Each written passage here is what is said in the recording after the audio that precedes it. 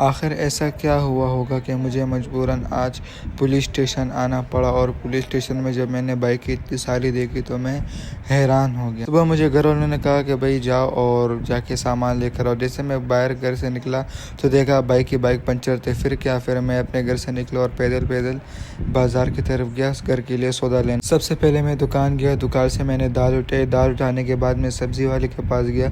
सब्ज़ी वाले से मैंने टमाटर उठाए। टमाटर उठाने के बाद मैं गया होटल पे। होटल से मैंने छोले उठाए। सारा सामान उठा के मैं घर पर लेकर आया। जैसे ही मैं घर पर लेकर आया तो मम्मी ने कहा बेटा मैंने पर्दा धोया है और ये पर्दा भी आपको खिड़की पे लगाना है। तो मैंने कहा चलो यार, सबसे पहले पर्दा लगा रहे। पर्दा लगाने के बाद दीवार की लुक कुछ इस तरह माशाल्लाह नज़र आ रही थी।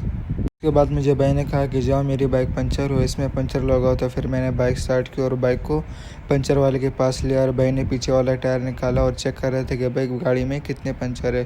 पंचर लगाने के बाद मैंने बाइक को स्टार्ट किया और बाइक को मैं घर लेकर वापसी आ गया। जैसे ही घर पहुंचा तो मेरा ये दोस्त बाहर खड़ा हुआ था। मुझे कह रहा था कि चलो यार मेरे साथ चलो और मुझे FIR करवाने, क्योंकि कुछ दिनों पहले मेरे इस दोस्त का मोबाइल चोरी हो गया था, जिसके सिलसिले में पुलिस ने इसको सालेतीब थाने बुलवाया था। तो ये हम लोग थाने गए। थाने में इसने मेरे दोस्त से इन्वेस्टिगेशन की। इन्वेस्टिगेशन के बाद मेरे दोस्त ने मुझे मेरे घर के पास छोड़ा और बाइक स्टार्ट करके वो भी वापसी अपने घर चले। घर पहुँचते घर वालों ने कहा कि भाई जाओ नानी के घर। तो मैं रोड पे निकला। रोड पे निकलने के बाद मैंने रिश्के का इंतज़ार किया। आखिरकार मुझे रिश्का मिल गया।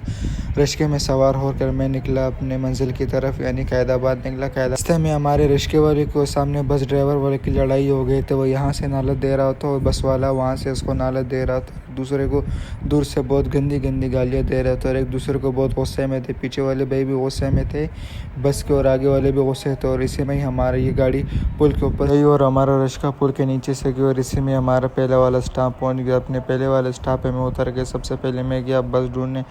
बस ढूंढने के बाद मैं जब बस में बैठा तो भाई 1 घंटा बस खड़ी हुई थी। सारे लोग गर्मी में मर रहे थे मगर बस जाने का नाम नहीं ले रहे थे। अल्लाह पाक के हुक्म से आहिस्ता आहिस्ता बस चलने शुरू हो गई और अपनी स्पीड बढ़ाते हुए अपने हमारी मंजिल की तरफ जाने लगी।